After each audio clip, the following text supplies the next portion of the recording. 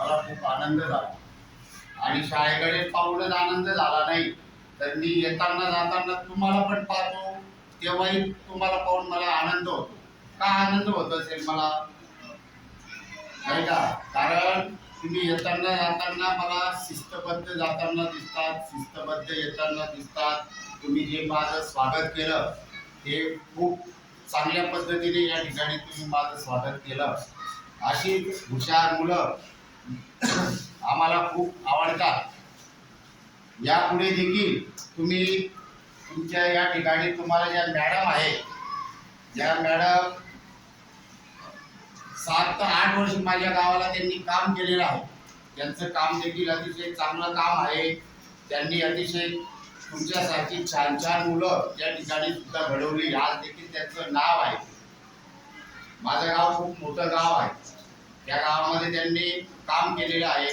अशा अतिशय चांगल्या मॅडम तुम्हाला लाभलेल्या आहेत. निश्चितच तुम्हाला त्यांच्या ज्ञानाचा तुम्हाला खूप मोठा फायदा होणार आहे. त्याप्रमाणे या ठिकाणी वाघ सर एक चांगल्या शाळेमधून या ठिकाणी त्यांची नियुक्ती झाली. फलाणी शाळा, सुंदर शाळा, आपल्या शिंदखेडा तालुक्यातली एक सुंदर शाळा फलाणी शाळा. या शाळेमध्ये त्यांनी गेली 5-6 वर्ष त्या ठिकाणी अध्यापनाचं काम केलं आणि काम करत असताना त्यांनी नुसती शाळा सुंदर केली नाही तर मुलांना सुद्धा गुणवान आणि गुणवत्तापूर्वक शिक्षण त्या ठिकाणी मुलांना देऊन चांगलं कार्य त्यांच्या हातून घडलेलं आहे. आणि मला निश्चित खात्री आहे तुमच्या गावाची शाळा सुद्धा एक ना एक दिवस नाव रूपाला येईल आणि एक सुंदर शाळा म्हणून या शाळेची बनणार. यासाठी फक्त मॅडम आणि सरच काम करतील असं नाही तर त्यासाठी तुम्हाला मेहनत घ्यायची.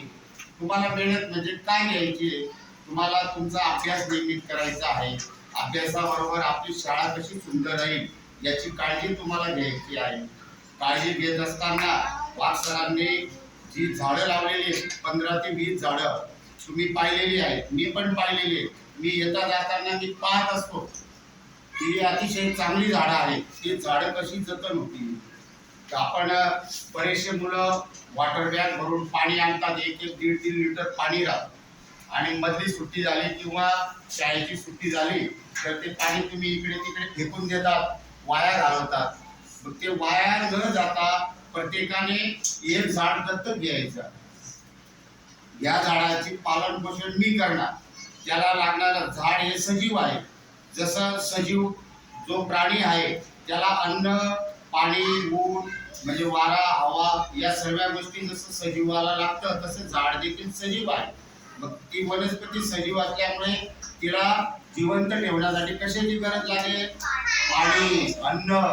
मग रस्त्याच्या कडेला तुम्हाला कुठे शेण वगैरे दिसलं ते थोडंसं शेण आणून त्या झाडाला टाका, थोडं पाणी टाका. जे तुम्ही 5 वाजता शाळा सुटल्यावर असं पाणी फेकून देतात ना कुठे, तर प्रत्येकाने त्या झाडाला पाणी टाकायचं. मस्त छोटीशी तुमच्या नावाची पाटी लावायची की तुम्हाला भविष्यामध्ये तुम्ही या ठिकाणून शिक्षण घेऊन जेव्हा तुम्ही पुढे जाणार, कोणी डॉक्टर होईल, कोणी वकील होईल, कोणी कलेक्टर होईल, कोणी मॅडम होणार, कोणी पोलीसमध्ये जाणार, कोणी कुठे जाणार, कोणाचं भविष्य कोण कुठे घेऊन जाईल हे काही सांगता येत नाही. त्यासाठी तुम्हाला कठोर परिश्रम करावे लागतील, खूप अभ्यास करावा लागेल, आपल्या शिक्षकांचं तुम्हाला ऐकावं लागेल, शिस्त पाळावी लागेल.